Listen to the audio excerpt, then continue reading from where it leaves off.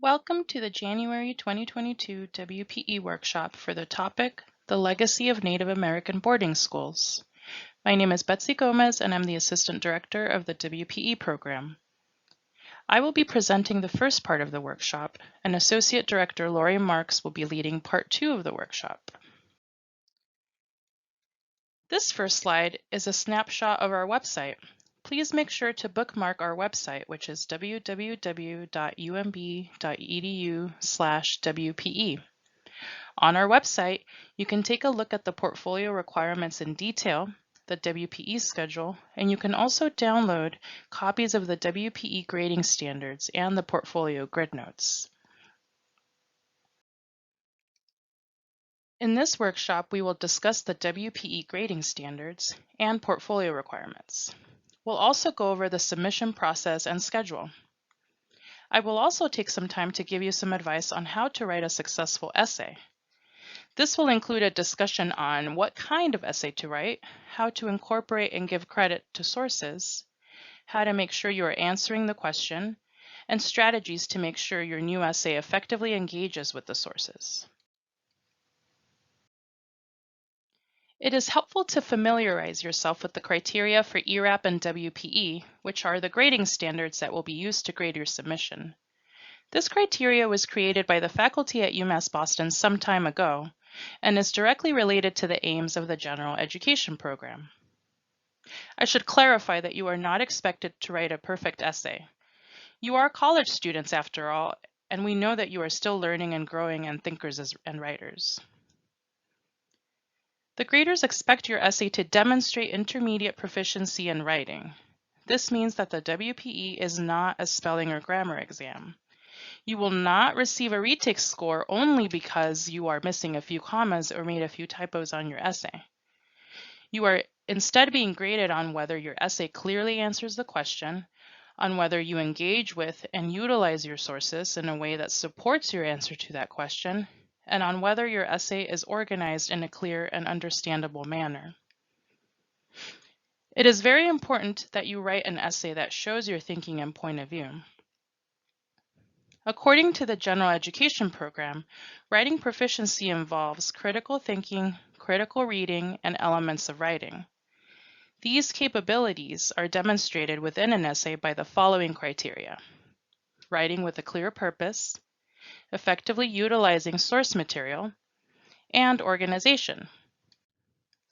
WPE challenge essays are graded on a scale of 1 to 9. Developing essays earn scores between 1 to 3. Proficient essays earn scores between 4 and 6. And exemplary essays earn scores between 7 and 9. To pass the WPE, your essay must earn a score of 4 or higher, so it has to be at the proficient level or above. Course papers provide a supporting role. Graders may consult them to assist with difficult grading decisions.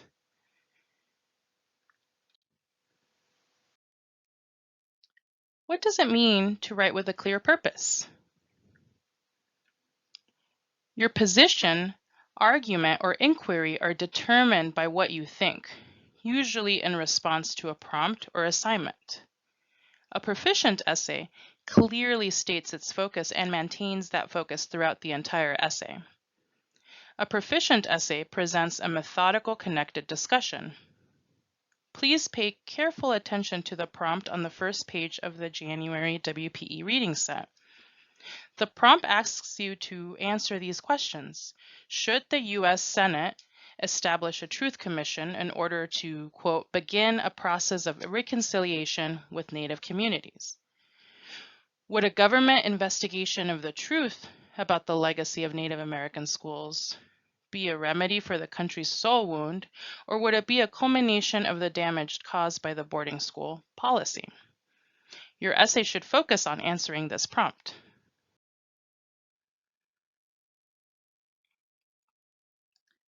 How can you effectively utilize source material?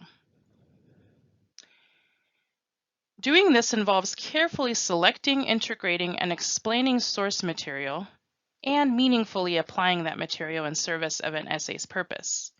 This means that you should carefully choose your evidence. Choose carefully where that evidence is most useful within your essay, and also explain the evidence in your own words. Effectively utilizing source material means going beyond summarizing the ideas in texts and towards meaningful engagement with those ideas. A proficient essay engages in conversation with the sources by connecting their ideas to your essay's purpose and argument. A proficient essay relates the source's ideas and materials to your own ideas and makes that relevance clear. A proficient essay explains and contextualizes ideas from sources, possibly by briefly reviewing the source's argument, putting their ideas in your own words, or illustrating them with fresh examples.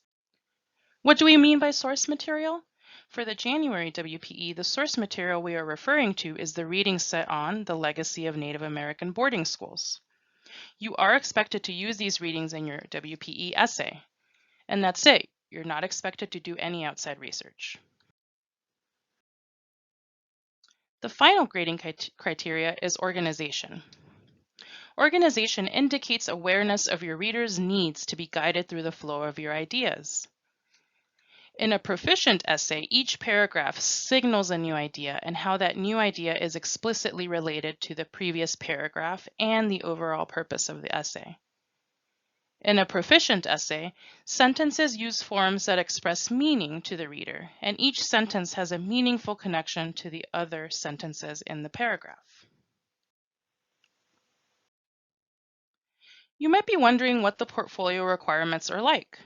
We have modified the requirements for the fall semester. The biggest requirement is the new paper, or we also call it the challenge essay. That's the essay based on the reading set and prompt. That essay should be 1,500 words or longer. Then you will need 2 course papers written for any UMB course that are 750 words or longer, and 1 paper written for any UMB course that's 1,250 words or longer. You will also need to submit a confirmation form, which includes an honesty statement and a brief survey. If you are a first semester transfer student, meaning you transferred in the summer or fall of 2021, you are allowed to submit 2 course papers. 1 paper should be 1,250 words or longer, and the other paper can be 750 words or longer. All students submitting a WPE portfolio must write the new challenge essay. So you might be wondering about the portfolio course paper requirements. What types of course papers are appropriate for the WPE? First, each paper must be from a different course taken at UMass Boston. You are allowed to submit 2 papers from your intermediate seminar, if that's a course that you took. You're also allowed to submit 2 papers from the course CRW 282, if that's a course that you took. You should include at least 1 paper from a course that is a 200 level or higher. The intermediate seminar is a 200 level course, so again, that would be a good class to submit a paper from. Your course paper should utilize sources. And when we say sources, a source can be anything from a journal, article, book, lecture, or even a work of art. All papers should be analytical and present an argument. This means that personal narratives and reflections or creative writing pieces like short stories or poems are not appropriate. Finally, with advanced approval, you may be able to submit a paper that's based on observation, like a lab report or a case study. Please email the candidate papers to us at our email address, which is writing.proficiency@umb.edu, and we will take a look at them. You can also email us your papers if you're second guessing whether or not they're appropriate to include in your portfolio. You can email us if you don't think you have enough course papers. Send us an email. We're happy to take a look and help you with your issue. So the portfolio is due on January 5th by 11:59 p.m. You'll be submitting your portfolio online via Blackboard.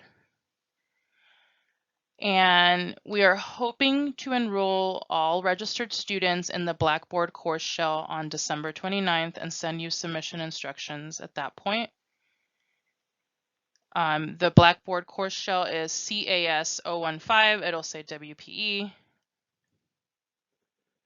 And then you'll have between December 29th and January 5th to upload your work to Blackboard.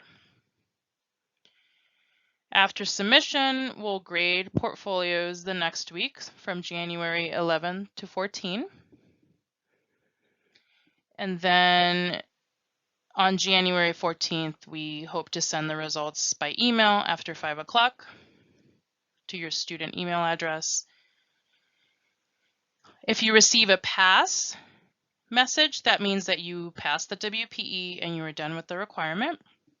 If you receive a message that says you earned a retake, this means that the graders did not find your submission was proficient. So if you receive a retake, please make sure to sign up for retake counseling, which will take place from January 18th through 24th. During your retake counseling appointment, you'll meet with a faculty member to go over your result and review the grader's comments on your portfolio.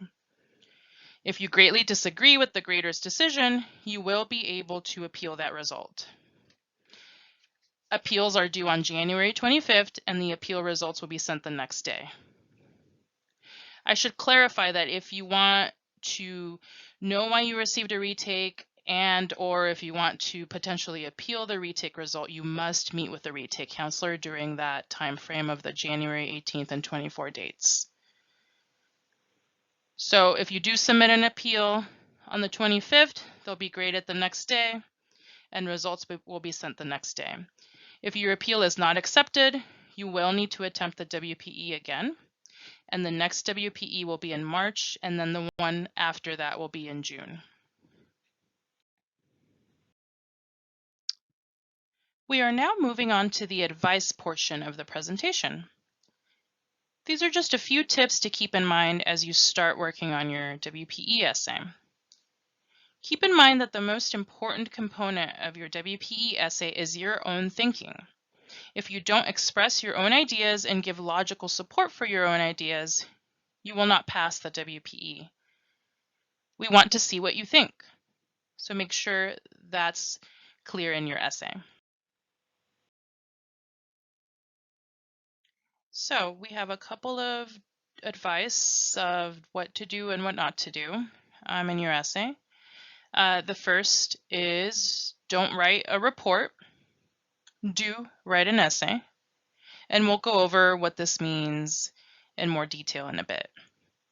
Do make sure to answer the question. That should happen pretty soon at the beginning of your essay. So ideally, ideally at the end of the first paragraph, but for sure not in the last paragraph. The reader needs to know what your answer is, pretty early on.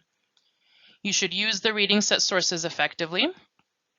Don't just summarize unless it's for a directly stated purpose that relates to how you're answering the question. And do engage with the sources. And then finally, whether you quote, summarize, or paraphrase, do give credit. Always. So always cite as best as you can when you're using someone else's ideas. So the main difference between a report and an essay is that a report may have a lot of summary and is meant to inform the audience about something. An essay has a small amount of summary, and in an essay, your goal is to persuade the audience that your argument is correct or at least important and you should be listened to. You are the writer here, and your goal is to convince your readers about something. In an essay, you will take a position and present an argument that is supported by information and logic. As mentioned earlier, your own thinking is really essential here. The graders want to know what you think. So it is important to answer the question as soon as possible, ideally in the first paragraph of your essay, because your position, also called a thesis statement, is the most important thing because it's the heart of your essay, right? It's the reason your essay exists. So when you answer the prompt, you can employ phrases from the question to create your answer. For instance, the prompt asks you to write an essay about Should the U.S. Senate establish a Truth Commission in order to begin a process of reconciliation with Native communities? Would a government investigation of the truth about the legacy of Native American schools be a remedy for the country's soul wound, or would it be a culmination of the damage caused by the boarding school policy? So, a sample answer that employs phrases from the question itself can look something like, the U.S. Senate should or should not establish a Truth Commission because, and then you would give your reasons. A government investigation of the legacy of Native American schools would be a remedy, would not be a remedy, because, or it would be a culmination, or it would not be a culmination, and then you add your because. So your answer to the questions will need to grapple with the legacy of Native American boarding schools. For instance, why were they created and for what purpose? What a Truth Commission's purpose is. So what are the aims and goals of establishing this Truth Commission? So what does reconciliation do, or what is it supposed to do here? And then you're supposed to talk about whether that proposed Truth Commission would be helpful at all, or would it just be a culmination of the damage? Again, we want to know what you think. So your answer to the question is your answer, right? Whatever you think. And then you utilize the articles in the reading set for support. So, how can you approach answering the question? As you work on your essay, some of the things you can think about as you approach the question are, what was the boarding school policy? How was that policy put into practice? And by who did it as well? What damage was caused by that policy? We have a lot of evidence about that in the articles in the reading set. What would a Truth Commission accomplish? How could a Truth Commission be a remedy? Or how could a Truth Commission be a culmination of the damage? Above anything else, show the graders what you think.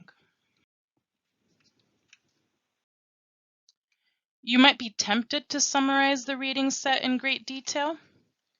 However, please keep in mind that the graders will be familiar with the reading set. Just like you, they will read it before grading the essays. So instead, try to make sure that your paragraphs revolve around your position statement. Here's an example of a paragraph that utilizes some summary while trying to expand on an argument.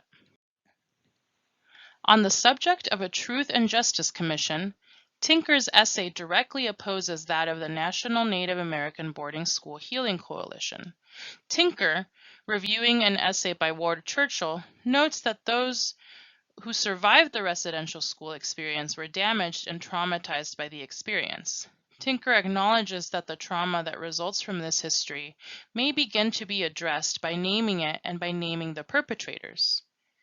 However, he is skeptical regarding an investigation by the government of its own genocidal policy, and he argues that such an investigation would not result in healing because the process of disempowerment, dispossession, and generalized dysfunction that resulted from the schooling policy has not ended, and our wounding remains constant as ever. He claims that a Truth Commission would not have any substantial effect and instead would result in the colonized people consenting to the nature of their subjugation. I agree that the damage from the schooling policy is ongoing, but perhaps a future damage can be prevented with culturally appropriate intervention. A Truth and Justice Commission seems like a necessary starting point for a program of reparations that target the cross-generational effects of the boarding school program.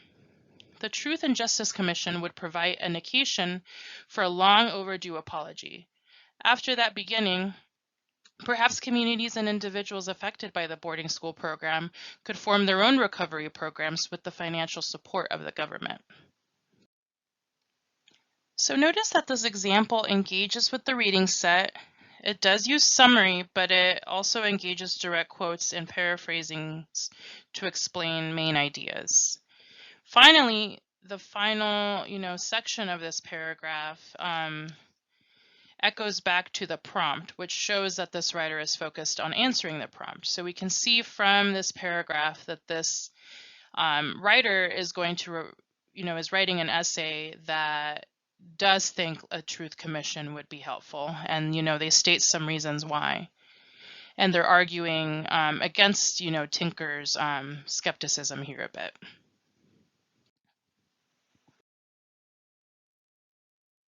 So it is important that the graders can differentiate between your ideas and those of the authors in the reading set. This means that you should be careful and make sure to cite when you use someone else's ideas. When you use summary, you briefly spell out the main points of something. When you paraphrase, you reward someone else's statement using around the same number of words. A direct quotation is taken directly from the text. So here are a few examples of what summary, direct quotes, and paraphrases can look like. These are in MLA format.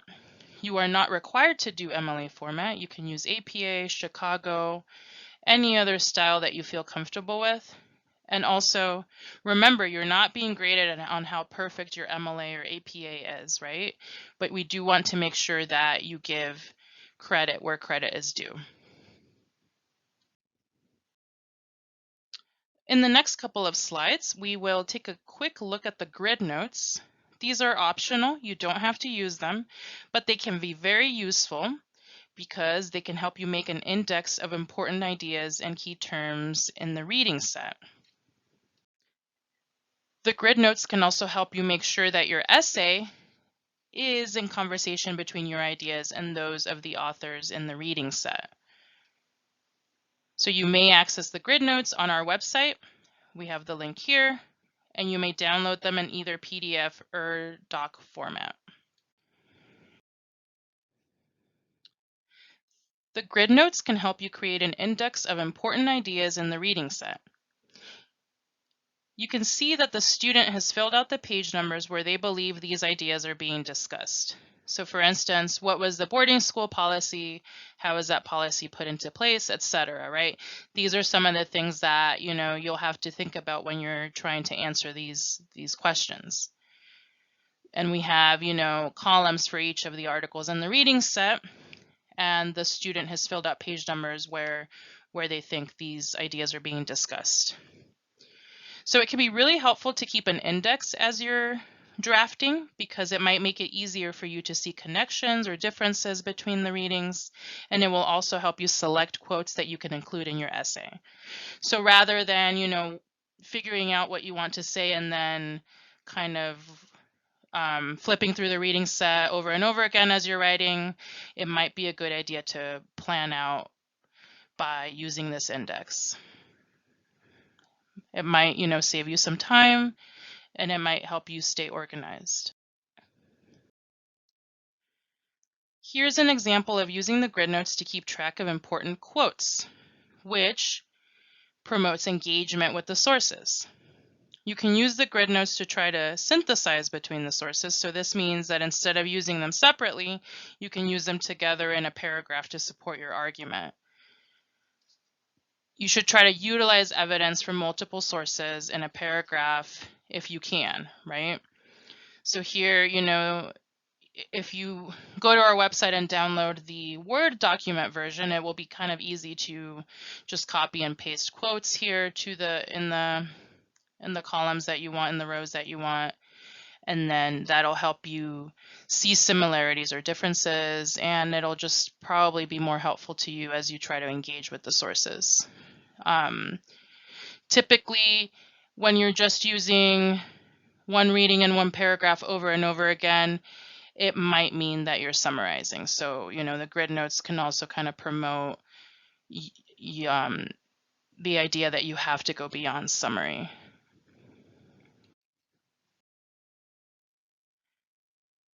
Please don't overlook the resources available to you as you're working on the WPE.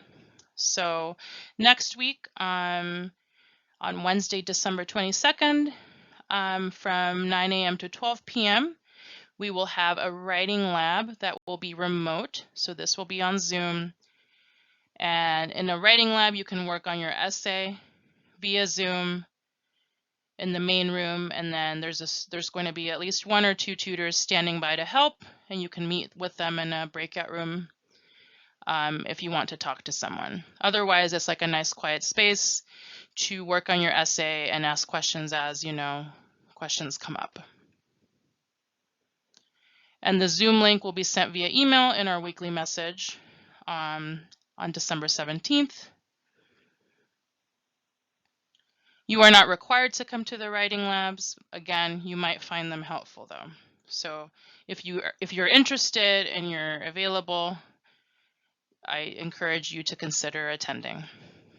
Then on Thursday, December 23rd, from 1 to 3 p.m. in the campus center first floor, room 1313, there will be an in-person writing lab. So room 1313 is a conference room. You can kind of spread out around the table, work on your essay on campus with a tutor standing by to help or answer any questions. There's no sign up necessary. Just show up if you are going to be on campus or coming to campus is doable for you. Just remember that if you are coming to campus, you should abide by the COVID vaccination rules and also the mask mandate. So you should be vaccinated and you should be masked if you want to come to the in-person writing lab.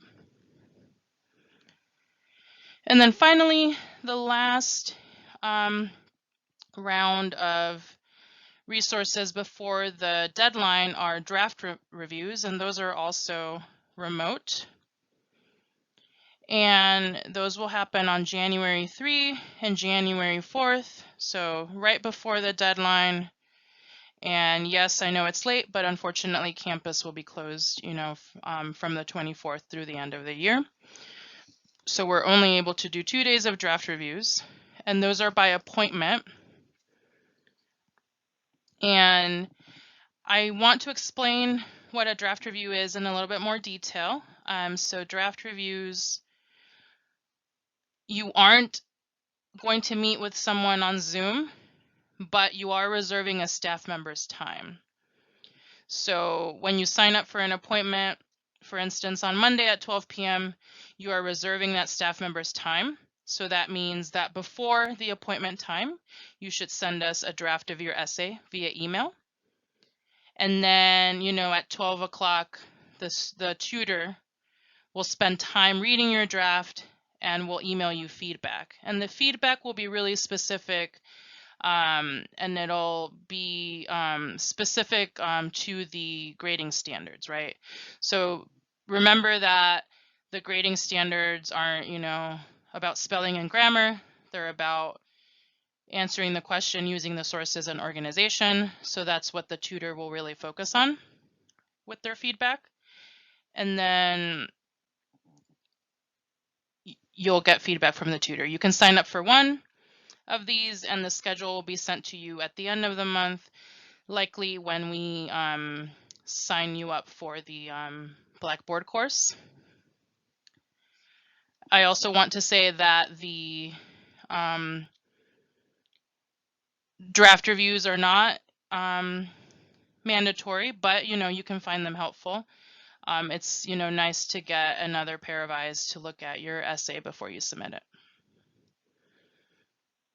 And just be on the lookout for the links for the remote writing lab and then the links to sign up for the draft reviews because they will go by fast. So this concludes part 1 of the WPE workshop. If you have any questions, please do not hesitate to contact us via email. We will answer you as soon as we can.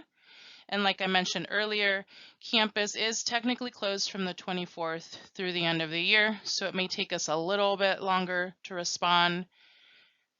But we will respond. We are aware that this thing is due pretty soon after the winter break is over. So send us an email if you have any questions, and we will help you as soon as we can. Part 2 of the workshop will be available soon, and it will go over the reading set in more detail. And it'll go over, how to kind of utilize that reading set to answer the questions. So, thank you for your time, and good luck with your writing.